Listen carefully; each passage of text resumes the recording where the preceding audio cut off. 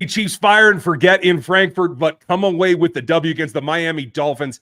How it went down, how they looked, and what has to come next today on Locked On Chiefs Live. From the land of the free and the home of the Chiefs, this is the Locked On Chiefs podcast. It is an early morning for this stream as well as a ball game, but the Chiefs get it done across the pond in Germany. We're brought to you this morning by LinkedIn Jobs. To get you the qualified candidates that you want faster, go post your job for free at linkedin.com/LockedOnNFL. That's linkedin.com/LockedOnNFL to post your job for free. Terms and conditions do apply. The terms and the conditions were pretty good in Germany. A lot to go back and forth with. We are going to cover everything from what happened with the offense in tale of two halves, the defense rules this day, and how did it all come together in Frankfurt? A lot to cover here with Matt Derrick of Chiefs Digest with us live. I'm Ryan Tracy, the founder of Rogue Analytics and Performance Consulting, NFL33.com, as well as RGR Football. And my partner, Chris Clark, is here, of course, from Chiefs Corner. That's kcchiefscorner.com, where you can get all the information that you need every week. We're going to cover it here. Thanks for making us your first listen after this post game. Make sure you check out the other Locked On shows for your next one, because we're free for you 5 days a week at least on every single platform, whether it's here on YouTube, where I would ask you to like and to sub to the channel and maybe click that bell so you get notifications, as well as all the Spotify and Apple and every other single platform. So this is a game that I think was highly anticipated. We knew that there were high-powered offenses involved. In the end, this is a game that the Chiefs had to survive. They were able to get on the ground, get running. The offense looked crisp in the first half. We'll talk about what happened after that. But, Matt, on a tale of two teams traveling, I was actually really happy. Number one thing for me was they came out, they had the fire, and they looked focused for a team that should be a little jet-lagged. Andy Reid's scheme paid off, didn't it? Yeah, there were a lot of narratives that did not fare well going into this game, and that was one of them. I mean, absolutely. And compared to last week about how this offense looked against the Broncos, I think you certainly see what happens when Patrick Mahomes is healthy. That's a complete and totally different offense. But yeah, I mean, I don't think you could really blame anything that happened, especially in the second half, on the jet lag or the travel, because this team looked hot out of the box. That first drive was very impressive. And the Chiefs offense, I mean, even though it struggled a little bit in the first half, they still controlled the game. I mean, to jump out to the 21-0 lead, the offense was a big part of that with two scores. I joked before the game that, that this, here the NFL was exporting maybe its best game of the season, one of its best games against two teams that should have go up and down the field on offense, and joked that it might turn into a defensive struggle. And, watch you take out the Brian Cook touchdown. It was a defensive struggle most of the game. But, both these offenses really had a hard time in the first half. They really did. And you look at this game, and I just got to say, I'm glad I was wrong. Glad I picked the Chiefs to lose this game. Glad I was wrong. I will take the L on that one and happily take it. Chiefs defense came out and played great, like gangbusters from the start of the game, and it was fantastic to watch. Offense looked great in the first quarter. We're able to move the ball up and down the field early on, and then kind of hit a little bit of a stumbling block until in the second quarter they were able to get another touchdown, I believe. But overall, I think you got to feel pretty good about it. With Kansas City ended up going into the half going 21-0, and then not being able to do anything in the second half at all. It certainly was difficult. And I think what we saw was some balance. Certainly had a lot of contributions on both sides of the ball. We're going to run those down for you later in the show, folks. But big takeaway in the end for me, Matt, is this was a team that played as a team, maybe more so than we've seen in the last few weeks, where every phase contributed. We'll have to talk about special teams as well, because there was some good and there was some bad, and there's an interesting takeaway there. But at the end of the day, Andy got the team over there. They got focused enough to go after a team that has been really hot on the offensive side. The defense stood up. The offense did enough to get it done. And for where we are in this season, having to go over there, I think that this is probably one of the better outcomes we could have hoped for. Was it ever going to be a blowout? I don't think so. This was a gutsy game that they had to win, and that, I think, took some of the young guys through the crucible, and I think that will pay off down the line. Well, and no matter how you really slice this, I mean, once again, it's a look at what happened at the end of the game. I mean, this was a Dolphins team averaging 495 yards a game, like almost 34 points a game. And what did the Chiefs hold them to? 292 yards and 14 points. That is a stifling performance to be able to get that defense down. But, the reason why the Chiefs won this was essentially the first half offense. They put 200 yards up in the first half and really controlled the tempo. And I mean, and having that big early lead really put the Dolphins, behind the 8 ball from the very beginning. And they tried to make a comeback. They did. And the Chiefs, that's the converse thing. I mean, as dominant as the Chiefs were in the first half, they just barely did enough in the second half to put the game away. I have 67 yards of offense in the second half after 200 in the first half. I mean, clearly the Dolphins defense won the adjustment battle against the Chiefs offense. And frankly, I mean, they won the adjustments on both sides of the football. I mean, the Chiefs were really just fortunate that they were good enough in the first half. But that first half performance offensively was huge. If you don't get out to that big lead, you don't have enough in the tank to hold this team off, because I don't know what happened. I don't know if that's, once again, we circle back and we're going to talk about travel and say that maybe that was just the Chiefs not having enough legs in the second half. I don't think that's the case. I think it was really just came down to coaching and execution. But, we still need to see this Chiefs offense play a complete game. And they've had 2, I think, this year. They had one a couple of weeks ago. They had one against Chicago, which that was, hey, asterisk for the opponent. But we haven't, really seen this team play at its best, for the majority of the games this season. I mean, this team is still not firing on all cylinders. If they could play a full game consistently the way they played in the first half, there is not a team in the NFL that can touch this team. But until that happens, they're going to be in dogfights every single week.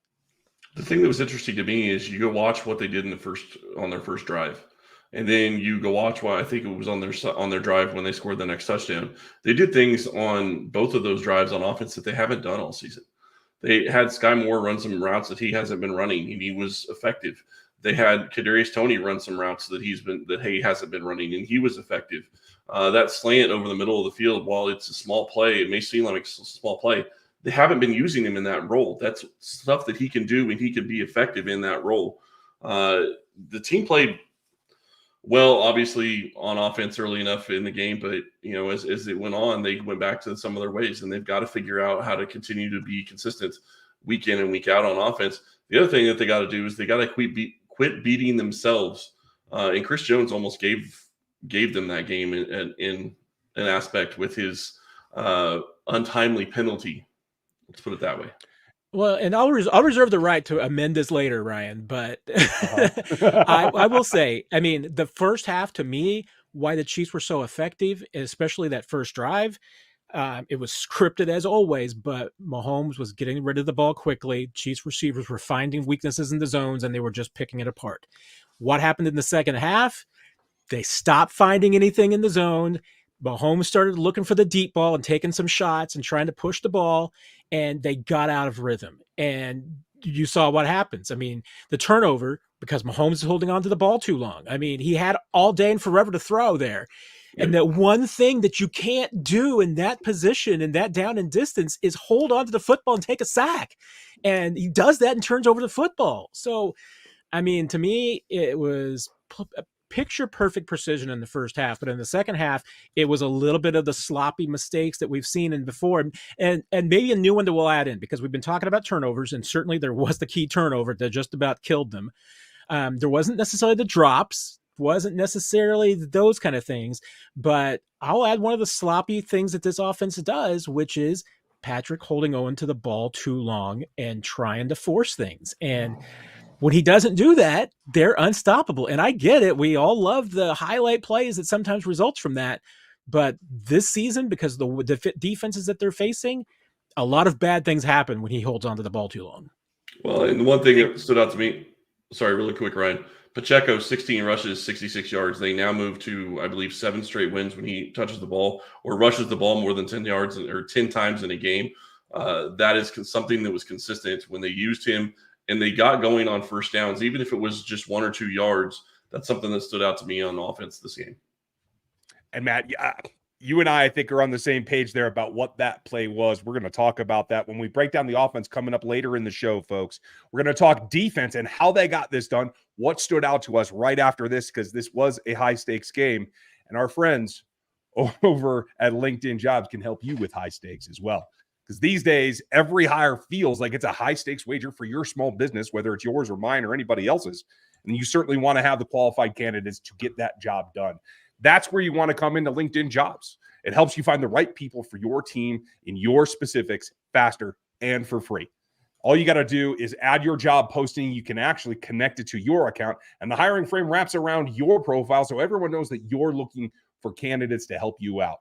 It lets you prioritize who you're going to interview, who you're going to hire, and hopefully get the right candidate as soon as possible. That's why small businesses list LinkedIn Jobs as the number one in delivering quality hires that can help you move your business along. So LinkedIn Jobs is here to give you those qualified candidates faster, easier, and for free. Just post your job for free at linkedin.com/LockedOnNFL. That's linkedin.com/LockedOnNFL to post your job for free. Terms and conditions do apply. In a positive takeaway for me, this continues to be a season, the kind of season that I've been hoping for, because I like to watch defense. This team showed up and withstood not just the barrage of Tyreek Hill plays, which I think, given a split second in a number of ways, could have been very, very different on this afternoon here in the States. But they attacked Waddle very well. I think they were prepared for that secondary attack, right? Later in the game, I agree, Matt, the defense did wear down. You saw their legs quiver a little bit when Mostert started to get that run going. But overall, they were able to pressure Tua. They were able to mix it up. The blitz was effective. And kudos to Steve Spagnuolo that the game plan was there. He sent blitzes from multiple levels. And I think that's the key going forward. And certainly in this ball game is made them less predictable. And I think overall, that's what got this done against this Dolphins high-powered offense. What do you think? Yeah, I'll be interested to see what the blitz percentage was coming out of this game, because it didn't necessarily seem like it was super high to me for a Steve Spagnuolo's defense, but the situations in which they blitzed and the way that they were designed and disguised were just perfect.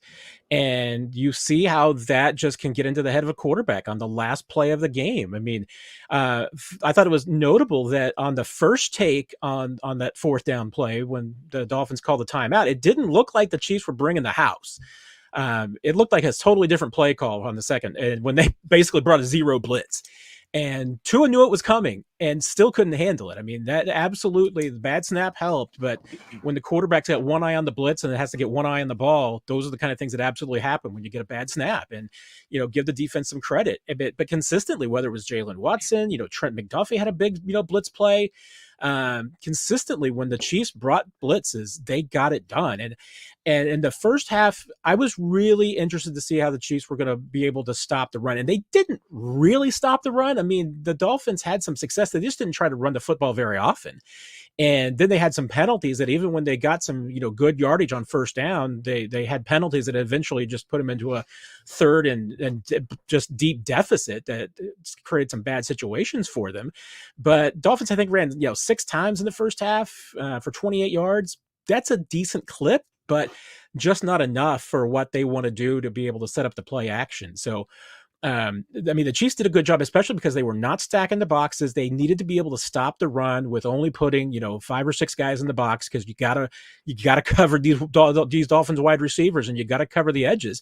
But they did that, and they did that because the guys really stepping up. Drew Tranquil, Trent McDuffie. I mean, McDuffie deserves a lot of credit because he did a lot of support against the ground game, and obviously his turnover was arguably the biggest defensive play of the game. Well, and Snead coming back from injury, I was worried that we were going to lose him to concussion right before half.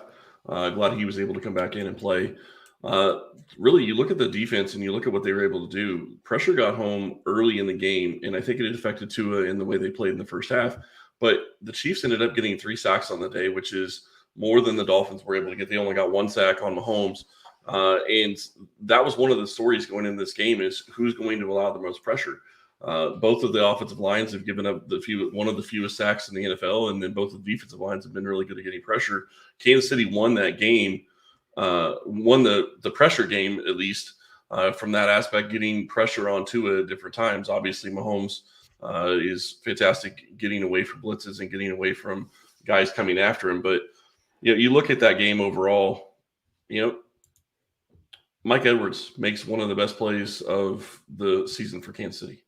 And it wasn't just the fact that he recovered the fumble after Trent McDuffie, forced it. It was the knowledge of being able to pitch the ball to Brian Cook, and then not only pitch the ball to Brian Cook, but then to go and block one of the guys that could have gotten Cook on the run back.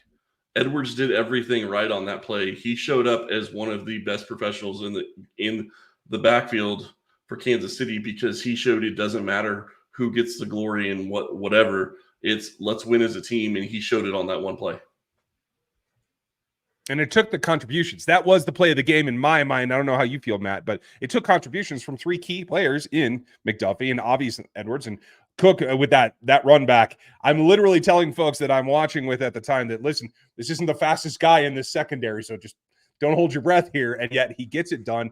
I thought that the usage of Cook today was very well planned out. You saw him there on that last play on the blitz, had a pretty good run at him, even if Tua hadn't miscued on that snap, would have been there. I feel pretty good about that. And that variability, I think, is what comes back to it.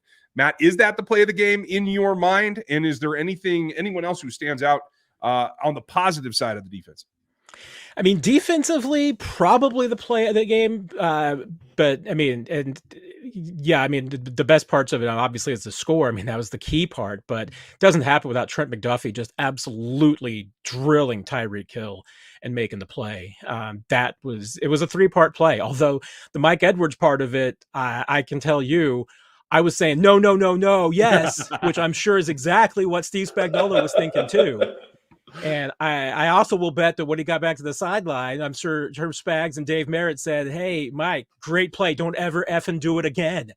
It works. When it works out, it's great. Don't normally want that. Normally hand the ball back to your MVP quarterback and just thank your lucky stars. But that was, you can't beat the momentum of a play like that, especially when you take it away from the Dolphins' best player and you get 7 points going the other direction. I mean, that felt like the ball game. And frankly, that touchdown was the game, because it was the one that made it insurmountable at the end for the Dolphins to come back. But to me, this is just another indication that this might be a really special defense. I mean, is it, the Ravens of the early 2000s or the 85 Bears or anything crazy like that? No, it's not that. But this can be a really, really, really good defense. And you pair a really, really, really good top 3 defense with the MVP offense, and you should be able to do special things. And that's the reason why the Chiefs are 7-2 isn't because Patrick Mahomes is the MVP. It's because this is a top 3 defense. Yeah, and they continue to play like a top 3 defense. And whenever you can eliminate, drives by the other offense, it's going to be great. But Kansas City doing it to the Dolphins, Tyreek Hill, 8 catches, 62 yards. I think you have to feel great about that as a Chiefs defense. He had been running over the league basically the entire season, and they held him to only 62 yards. He didn't get a score. They have to feel great about that as well. There's a lot of things to love about this Chiefs defense. They played their hearts out today. And the one thing I'm really going to be interested in over the next couple of days, when we get some more information on it, is how long did Tua hold the ball in this game when he was getting hit in different times? Because he's been getting the ball out so quickly. And that was one of the other key things going in this game is he gets the ball out in 2.2 seconds, which is usually basically your first read. If you make him hold it, the Chiefs defense can get home and at least create pressure. It doesn't have to be a sack, but create pressure. And that, I think, really helped them this game. Well, and the Dolphins' offense is entirely based on timing, and the Chiefs did a couple of things that really threw them off. I mean, one is you have to get physical and challenge them, and they got a couple of penalties with doing that, but that is exactly what you have to do. You have to do things to throw off that timing, and you saw it really come into play a couple of times. Not only when the timing gets disrupted and Tua has to hold on to the ball, but also when you depend on that precision timing, it's harder to make adjustments. So like that looked like a miscommunication there at the end with Tua, just throwing the ball into nowhere, Well, that's because, he and the receiver are no longer on the same page about what they're trying to do on the play. Maybe it was a slip on Tua's part. I'm not sure. But, there was a few times in that game where the ball was going nowhere near where the receiver was running the route. And that comes down to, what happens when receivers have to make adjustments based on timing and based on the coverages they're seeing, and your quarterback and the receiver don't have a chance to get on the same page. I mean, we see Patrick and Travis do this all the time because they've played together forever, and that's an advantage that the Chiefs have. But when your offense is completely dependent upon timing and you can throw it off in any way, that's the result that you get today. The Chiefs did a fantastic job of that to me. Yeah, I agree. The opposite could probably be said as well. Pass rush for the Miami Dolphins was productive. It did change some things for the Chiefs offense. The Chiefs offense has a couple of things going on, some positive, some negative. We're going to get to that on the backside of this, because if you're trying to get into the action, this was certainly one of the best games to do it. It makes it easier if you use the number one sports book in America, and that is FanDuel. And right now, they're giving you $150 in bonus bets after winning a $5 money line bet. All you got to do is sign up as a new customer, bet that money line for $5, and you can earn $150 in free bonus bets applied to your account. That's $150 if your team wins. So if you've been thinking about joining FanDuel, now's a good time. There's no better time, actually, because now the Chiefs get a bye, and you're going to have a little bit of room to really dig into those numbers, the spreads, the props, the unders and overs, everything that you want. It's a wide range of options for you at FanDuel.com/lockedon. You can get there right now and kick this season off and get it into high gear as well. FanDuel is the official partner of the NFL. I want to start on the positive side here, Matt. We talked about balance going into this ball game. 17 called carries, 18 by my count. Could have been another one or two in an RPO situation, but they got and brought back the balance. I thought Pacheco ran as good as he has yet, especially after contact, because nothing was easy, and he kept grinding that out. That, for me, was the floor of this offense, to just keep it moving and keep it churning. I was really happy with that aspect of it. Were you surprised that Andy was able to get back to basics? We've seen him go away in the past. Yeah, I mean, you usually do see the pendulum swing back after you have a game like last week that you get away from. And at the end of the day, when you look at it and you're like, okay, the pass run balance was completely out of whack, and the offense doesn't succeed as a result of it. I mean, I think that was definitely the case last week, that it wasn't the deficit that really put them in the all-throw situation. I mean, it was really the disbalance in the offense, for lack of a better word, and to make up one, that threw them off last week. I mean, it was just the Chiefs offense kind of threw themselves off kilter last week. And hey, I'm willing to throw that game out. Say Mahomes had the flu, made some bad decisions, turnovers, all those things don't normally happen, and just say that that's an outlier game. But at the same time, I mean, the Chiefs have had, problems with consistency this season. And one of the things I think you have to do when that happens is lean on the ground game. And they did that today early. It was a key in the first drive of establishing the run, I believe, to be able to do that, and it does a couple of things. I mean, one, it obviously loosens up the defense, but two, it just, helps out the offense. I think gets settled in a little bit. So, that first drive, the run was really important in that first drive.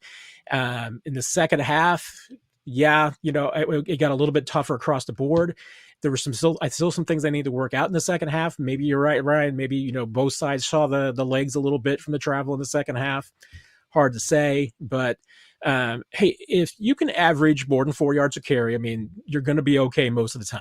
And that's what Pacheco did. It wasn't flashy, wasn't fantastic, but if you can do that consistently with this offense, you're going to be okay. Yeah, and they did that, and that's exactly what they needed to do. The interesting thing to me, you look at you look at Rashid Rice going into this game, and he's been getting 5 or 6 targets a game. He got 2 today. Now, don't mess that up. He got a touchdown and a huge first down conversion on those 2 plays, but he wasn't somebody that they went to very often. But then if you go look at the stats, let's see, Justin Watson had 5 targets. Kelsey had 4. Kelsey had 4 targets, 3 catches for 14 yards. He didn't actually beat Tony Gonzalez. And Matt, I know you're talking about this before the game. Tony Gonzalez's record with Chiefs yards until the fourth quarter with 4 minutes left to go in the game. if that could have been a prop bet, I guarantee you people would have lost a ton of money that he was going to break that in the first half. And he didn't get it until 4 minutes to go in the game. This Chiefs offense did not look good throughout the game, but they got it done when they needed to early on. They got it done in the second quarter, and they flipped the field at different times, which really actually made it harder for Miami and helped the defense in a way, because obviously this defense is getting stops, but they don't necessarily had to deal with short fields other than that one fumble by Mahomes. So I think that really played into how this game went as well. Well, and obviously, I mean, the Chiefs didn't throw the ball as much today to a degree. I mean, Mahomes only has 30 attempts and spread the football around. I mean, like you said, Watson had the most targets at 5, and you'll sometimes see Kelsey get easily more than 10. So the fact that, he wasn't targeted that much, it was really spread around. Nobody really got the ball going to them today. And, and some of that is maybe the game plan wasn't really designed for one guy to get it. Maybe it was designed for the ball to go exclusively to Travis, but the Dolphins just absolutely bracketed him today to take him out of the game. I mean, there's no doubt every single week teams should have the strategy of saying, we're going to stop Travis Kelce no matter what. And we saw a couple of teams like the Chargers and the Broncos a couple of weeks ago that decided that playing defense on Travis was optional. The Dolphins did not do that today. I mean, and even on one of the biggest plays of the game, that 3rd and 1, ball was probably designed to go towards Travis. Travis has 3 Dolphins on him, and they hit him at the line of scrimmage, so the play goes nowhere. And then Mahomes ends up throwing the ball away because there's just nothing available anywhere. I mean, once again, it probably brings us back to the whole conversation that the Chiefs are going to be in trouble until they figure out how to do something on 3rd and 1 consistently. That is scary, the fact that you're holding your breath on every time on 3rd and 1, because you know what? I mean, the Eagles convert on 3rd and 1 92% of the time, or whatever crazy number that Jason Kelsey has. So that was one of the disappointments for me. It comes down to, it's just those little tiny things. But a lot of it today is that the Dolphins did do a better job on Kelsey than most teams have lately. And it's a little disappointing that with all that attention, the other guys weren't able to get open. And there were some flags called, but I thought that the officials also let these two teams go at it as far as, hands in the backfield and downfield and everything, because it looked to me like there was probably could have called holding and pass interference on every single throw today. Yeah, the 3rd and 1 was very something that you don't like to see, but they were 100% on 3rd downs, 3rd and shorts up to that point, and then they can't get that conversion. But they were over 6 today on anything over 3rd and 8. Obviously, that's not going to be something that you're normally going to get a first down on, but it's something they've usually had success with. They couldn't get anything going, and that's what stalled a lot of their drives. Sorry, Ryan. No, you're absolutely right. And I think nobody really exemplifies the day more for me than Sky Moore, who I thought on his 2 receptions looked good, looked quick, was in the correct spot. The only time that he was targeted that he didn't make the reception is when he and Patrick weren't on the same page. That says a lot for me that they're still trying to bring him along, and no, it wasn't a concentrated effort to target him. But when you have to distribute the ball like that, I was again encouraged by that. I was encouraged by Tony's downfield routes. Obviously, that slant is something he should be doing every week. 1 target, 1 catch, 18 yards. Not enough, in my opinion. I think they have to start bumping that up. I really don't care what the reason is now. You just got to get after it. But the thing that all comes down to is the decision-making process by the quarterback. And we hinted at it earlier in the show, and I want to hit it before we wrap up this show, is especially as it came down to the wire, Matt, there was a decision to throw a deep ball to MVS on 3rd down when you needed 9 yards. And I'm going to have to look at the 22 to confirm this, but I believe there were other options that should have been taken there that could have completed that ball. And I think that's what it all comes down to, is the opportunity versus just getting the job done. And I'm starting to get a little bit concerned about what that's going to mean down the stretch of the season and into the playoffs. Where are you on that particular play, and what do you read as this situation? Yeah, I'm going to be interested to see how that one works out too. But, it brings us back to the conversation about how are the Chiefs offensively going to scheme around a lot of the coverages that they continue to see, because if they're getting rid of the ball quickly right now, things are usually going pretty well. I mean, we saw that on the first drive. The first drive was all about timing and getting rid of the ball quickly and not trying to look at alternate reads. It was identifying the hot receiver and finding out who was going to be the best matchup. And Mahomes is great at those decisions and did a great job. And I get it that with the zones that they're facing right now and some of the coverages, it's getting difficult. It's difficult for the guys to get open early in the route. So Mahomes is going 1, 2, 3, nobody's open. Then he's going to 1, 2, 3 in his reads again. And it's how far does he get before his internal clock kicks in and he starts taking off. And when he takes off, it limits, the options and it limits, his thinking. Because honestly, I mean, we know that once Mahomes goes 1, 2, 3, and then he goes 1, 2, he's pretty much taking off and thinking about where's Travis. And that really, it cuts off the field a little bit. And, and that was different maybe in the past, but right now, that is his option. I mean, that's what he's thinking. And so I do think there's probably some times that he's missing some guys that aren't named Travis. He's going to have to figure that out.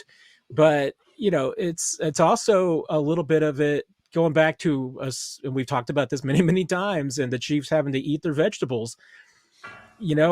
Today I thought that especially in the second half and the targets to Justin Watson are a pretty good example of that to me, which is that if you're pushing the ball that downfield that much against the coverages that you were getting today and what the Dolphins were doing, nothing's going to be open. I mean, that's just the matter of the fact. I mean, if nothing is there, what you have got to do is get it in the guys in the space, get it underneath. And that's why, that touchdown to Rashee Rice is the kind of throw I'd be making all day long, because you get the ball to Rashee Rice in that spot, say prayers for the defensive back who's going to try and bring down Rashee Rice when he's got the ball in a full head of steam. I mean, I would love to see a lot more of that, because I think that's going to be difficult to stop. And those are extensions of the run game for Andy Reid. So that, to me, doing more of that is going to eventually open things up. And I'm just surprised they're not doing more of it. Well, in Rice in that scenario, great job by Donovan Smith getting downfield, getting him open on that, being able to spring him into the end zone, because Smith had a huge block downfield on that screen to Rice, or whatever you want to call it, a bubble screen or whatever. I think that, when you look at the offense in general, you're going to have to figure it out. And I'm kind of glad that this is where they have their bye week. Mahomes does great self-scouting. And this is a time where I think he's going to need to go back and watch film and do some of that self-scouting as they head into the second half of the season. Agreed. Everyone's going to have to do that. Luckily, we're in a situation where we're going to be able to take some time and reevaluate, as the team will. Matt will be back with us next week, so don't fret about that. But you do get, as our resident guest post-game, Matt, to give the first game ball from this contest. Who would you like to single out on a positive side? You're saying I get the first get a game ball. I didn't get the first pick today, Ryan, so don't throw me under the bus. Because I think all three of us would have taken the same first pick. So, but I'll redo mine then. Take it. No, I'm giving you your guy. So I just want everybody out there to know that I'm not an idiot. I'm doing some high level thinking here, though. For me, I'm giving it to Drue Tranquill. Once again, another yeoman's job of managing this defense. This was a day that you had to make sure that you minded your P's and Q's and didn't see any confusion, didn't see any problems with the communication. Everything was lined up. But not only that, Drue drew a lot of assignments downfield, chasing some of these, these receivers and providing extra coverage. And he was in zone an awful lot. And then on top of that, he was aggressively playing the run. It was a big part of stopping things up front. So I would love to see how many miles that Drue Tranquill ran today, because I bet it was probably up there with some of the corners. He did a lot of work. And once again, great tackling, good job running the defense. Tip your cap to him and give him the game ball. I like it. Go ahead, Ryan, since you got the first choice. Well, when you're first one in the chat, as we start to run the show, that's the way that it goes, fellas. It's real simple for me. Not just because I led the team in tackles by a 2-to-1 ratio today and was in all the right places. Came up actually with an impact that I was concerned about his health there at one point on a trip play that he just barely got Tyreek Hill's shoelaces. At the end of the day, the biggest play in the game started with him. It ends with him for me. It's Trent McDuffie, a guy that if you were going to say who's the better corner that's going to face Tyreek Hill, having McDuffie not done that before, you would have picked Snead all day long, and you would have been right to do so. McDuffie stands up and makes himself known as the guy that is going to be the CB1 in this defense for a long time. And I'm going to go with the other corner. I'm going to go with Snead. Snead, I think, played his butt off today, and as physical as he was, and you know what? I really don't care on the holds on, illegal contact downfield early on against Snead. You got to set you have to set the way that you're going to play. You have to set the aggressiveness early on, and I think that's what Snead did, and I think that really played into how this Chiefs defense was able to play. His physicality with Tyreek Hill. They showed multiple different times where he was going after him at the line of scrimmage, and that's exactly what you need to do to try to slow him down. And I think that really helped early on, and I think it helped throughout the game. So I'm going to give my game ball to Legarius Snead. That's awesome. And both those guys, both those corners drew the assignment of Chase and Tyreek most of the day. And that was an incredible job by both of them. And fourth forced fumble of the year from your cornerback, Trent McDuffie. That's why that the Chiefs secondary and the defense says that he is their best ball hawk. He may not always get interceptions, short arm and all that, all the little undersized Trent McDuffie, not getting the interceptions. But when he puts the ball on the ground 4 times, those are big turnovers. Yeah, and a Knicks fan, you called out the guy that was on my list as well. Honorable mention to Willie Gay for his hustle today, especially that blitz that what was it, a 7-yard loss I think he created, as well as on the offensive side, Isaiah Pacheco for yards after contact, for grinding that out in scrums most of the day. So cheers to him. We're going to have fighting to play. Sorry, I just want to throw that out there. Yeah, he was questionable going into the game. We'll continue to break down all the stats and all the takeaways once we get the grades tomorrow. So be with us all week long. It's a bye week. We're still going to have all the information you want. We're going to check in with Mac. You can get all of his work and all of his inside detail once the team's back on U.S. soil over at ChiefsDigest.com. He also has Chiefs Digest here on YouTube, so make sure you go subscribe to that as well. Thanks for sticking with us. A little extra time here on the post-game live, Matt. Appreciate the time. Absolutely. And if anybody wants to even go further in depth, you can always catch me and Nick Jacobs on 41 is the Mic on our post-game podcast every week. Always good. I'll be on RGR Live here in a little bit. You guys can follow up there. We'll have Chiefs content for you between the 3 of us all weekend long. So enjoy yourselves. Have a good time the rest of your Sunday. And I'm glad you all got up. Have a good one. Take care, and we'll talk to you next time.